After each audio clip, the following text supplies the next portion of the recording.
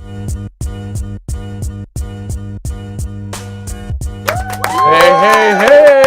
what's going on? Oh, what a wonderful day it is. What a wonderful day it is. We had our first college football playoff rankings last night, so we'll get to that, whatever that was. Let me just start by saying thanks to Dr. Pepper, which sponsors Breaking the Huddle. I'm Joel Klatt. I love Dr. Pepper, and one of the reasons is because at every home gate and tailgate, it is the one that fans crave. All right, so whatever happened last night was that was an abomination. We're going to get to all of that, but don't worry, it's going to be in a fun way. I'm not just like an old man, get off my lawn, screaming at the clouds. Let's get to my top six, and we broke out the playoff top six because it's awesome, so big thanks to our staff.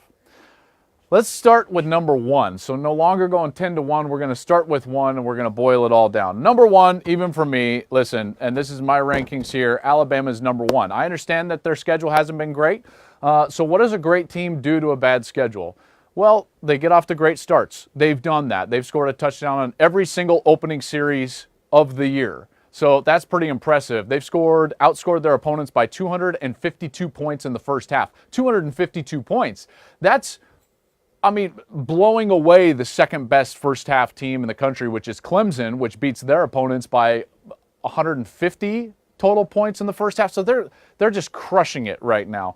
This team is as good as any that I've seen in the last several years, maybe going all the way back to the 2005 days when I thought Texas and USC were two of the better teams that we had ever seen. So it's going to take a Herculean effort to knock off Alabama whenever somebody that can potentially do that. It's not going to be this week. LSU, I've been picking against you all year. I still think you're overranked this week. Your offense is not good enough to keep up with Alabama. If you win, you're going to be ranked number one for me over whatever undefeated is out there. Okay? I understand that. But I just don't think you're going to beat Alabama. I think Alabama is really good, and we're finally going to see what this team can do when they play for 4 quarters, because I do think Tua will play in his fourth quarter of the season. That's the only advantage that you have, LSU, is that this team has not been in a dogfight. They have not played big, meaningful snaps in the second half, in particular in the fourth quarter. I think that's the way that you could potentially beat Alabama, is get them in a situation in which they're uncomfortable. I still don't think you're going to win, but go Tigers. All right, Clemson is number 2. Again, their resume is also not great. Here, let me move this so that we can see the pretty number 2 on the other side. There we go. There we go. Clemson's resume is still not great, but what are they doing? They're doing very similar to what Alabama is doing. They're crushing their competition. If you look at their last few weeks, their last 3 weeks, they won by 150, 160 to 20, something along those lines. They are killing people. And one of the biggest deals with Clemson that I'm actually bullish on is the fact that their young quarterback, Trevor Lawrence, continues to get better and better and better. What they did to Florida State should be borderline illegal, because they throttled Florida State. Hey, Florida State, how does it feel to be completely average? Well done, because you're not even average. That was awful. Awful. Your worst home loss ever? Hey, but at least you got your guy Willie Taggart. Okay, so Trevor Lawrence did something at Florida State that no one had said since Phillip Rivers has been able to do. 4 touchdowns, no interceptions.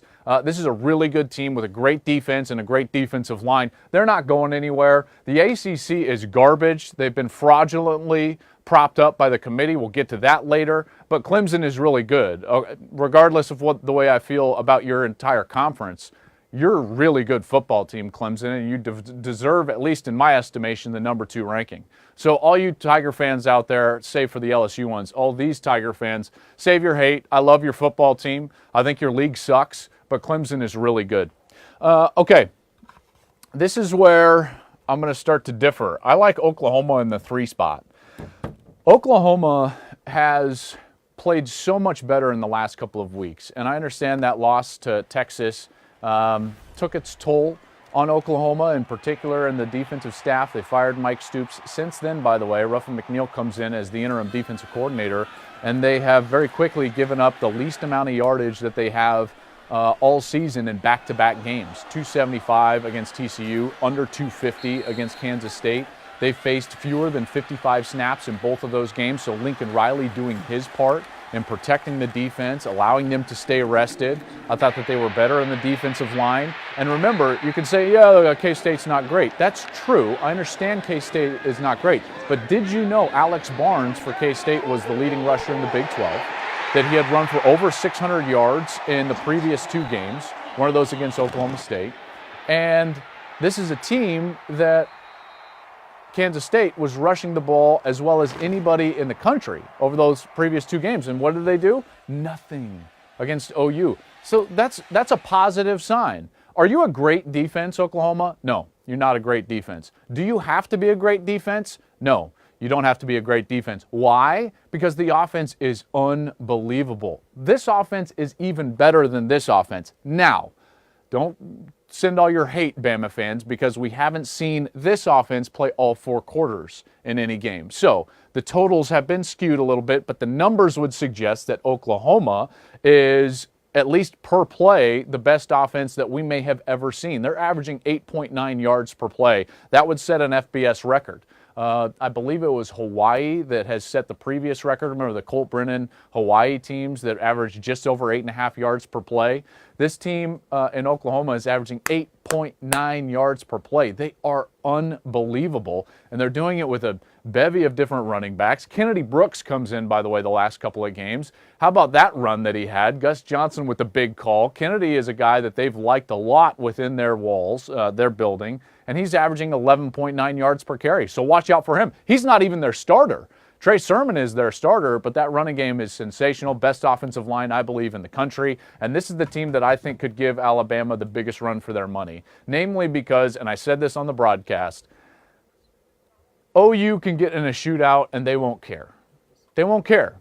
You know, you tell Oklahoma, hey, you know, you're going to go play Alabama and you've got to score 50 points. Great.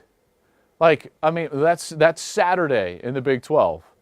Meanwhile, if you put Clemson into that scenario, or Notre Dame, or Michigan, or LSU, which will be in that situation this week, I think those teams freak out.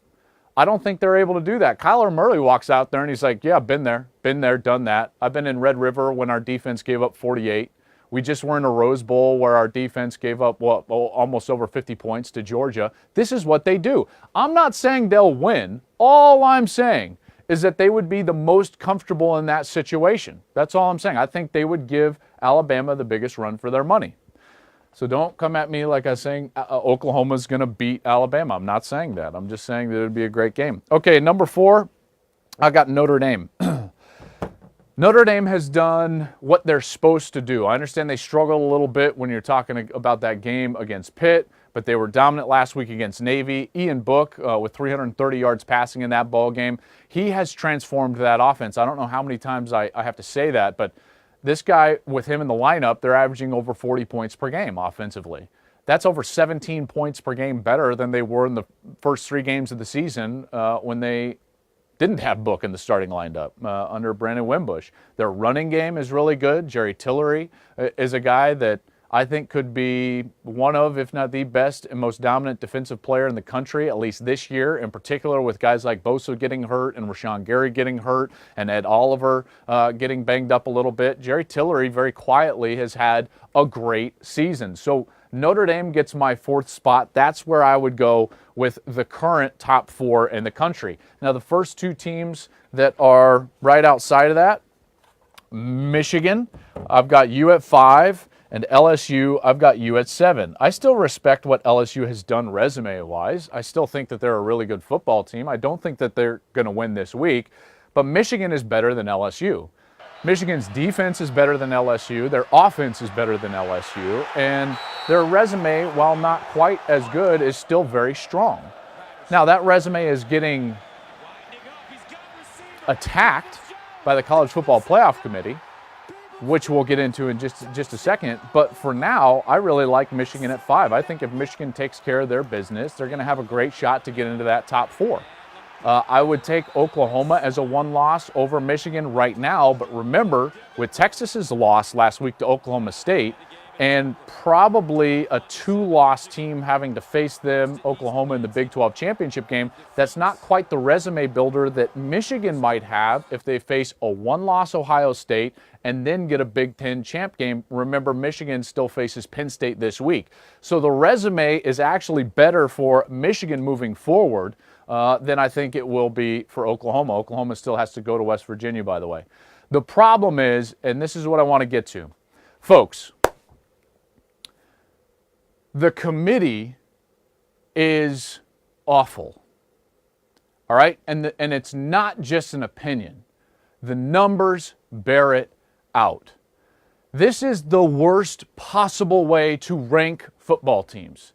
The data backs me up tenfold on this. And I'm just going to take 2 computer rankings that I respect a lot. And these computer rankings each run thousands of simulations, thousands, based on score, based on all sorts of different factors, road, home, everything. They take a look at these teams so intricately. It's not just one day in a committee room in Texas, right, with 13 individuals. These are thousands and thousands of variables that these computers look at. And what did they spit out? Well, this is what they spit out. If you look at the FPI, which ESPN gives us, and the Sagarin ratings, and I actually think the Sagarin ratings are just a little bit better, but that's just me, what you will see is that those 2 rating systems look at teams very similarly, after thousands and thousands and thousands of variations. And the variation between where teams are rated in each of those models is within the margin for error. You very rarely get an outlier in those computer models. Now, there might be one here or there, but remember, they're pretty equal. Well, all you have to do is compare those 2 computer models to what the committee did, in particular with the ACC. The ACC is not good this season. They're 3-9 as a conference versus other Power 5 leagues, including Notre Dame. 3-9. That's the worst record of any of the Power 5 conferences against other Power 5 conferences, including Notre Dame. The worst, 3-9. And yet, 4 ACC teams sneak in the back door of the committee rankings. And by the way, they are so overranked compared to where the computers would have them. Just wrap your head around this for one moment.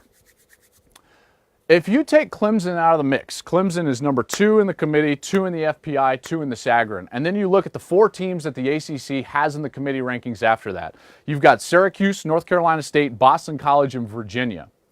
On average, this is not a total, on average, those 4 teams are ranked 16 3/4 spots higher in the committee rankings than they are in the FPI. Is that an anomaly compared to the Sagarin? Nope. You know how much higher they are on average than the Sagarin? 16 spots. That just goes to show you that these 2 computer models with thousands of variations see these teams exactly the same. And yet, Frank Beamer got on a soapbox and said, come on, ACC, get on my coattails, because Virginia, you're going to be ranked. Why? No reason. Absolutely none. The conference that is getting the biggest shaft in all of this is the Big 10, which makes you wonder where Gene Smith is in all of these conversations. He's a representative. The AD at Ohio State is in right now the committee and on the committee. And if you look at their teams, what you will see is they're the only Power 5 league that on average their teams are lower in the committee rankings than they are in the FPI. The only Power 5 league. Go check it. Check my math. They're down by about 3 1/4 spots on average versus the FPI. Well, did you know that's not even considering the teams that were not ranked by the committee and ranked higher in both computer model than all of the ACC teams? I'm talking about Wisconsin, Purdue, and Michigan State. Unranked by the committee, higher in both computer models than every single ACC team that was ranked from 19 to 25. How is that possible? How is that possible? If you're in a math class, a stats class, you talk with a statistician or a mathematician, guess what they would do with the computer rankings? Or excuse me, the committee rankings. They would take the committee rankings, crumble them up, and throw them away. Why? Because they're outliers. Total fraudulent outliers. This committee is being run by Frank Beamer, and it's so obvious you can't even get around it. You can't even get around it. So the team that's getting hurt the most is Michigan. because their resume is getting pulled out from under their feet. Wisconsin, Michigan State, namely. By the way, Northwestern, that's another team that's ranked higher in both computer models than Virginia is, but they're not ranked either. 4 Big Ten teams that aren't ranked. Not even talking about the teams that are ranked, that are on average 3.25 spots lower by the committee than the FPI. So there's one league, one, that's bearing the brunt of all of this bias, and that's the Big Ten. Well done, committee. Well done. This has been Breaking the Huddle. All we do is throw out facts. We don't care about your feelings. Gotta love it. We've been sponsored by Dr. Pepper at every home gate and tailgate. It is the one that fans crave. Take these numbers and run, folks. If you're a college football fan, take those numbers and run. Text, email, send this video to every ACC football fan you have and tell them your league right now is fraudulent.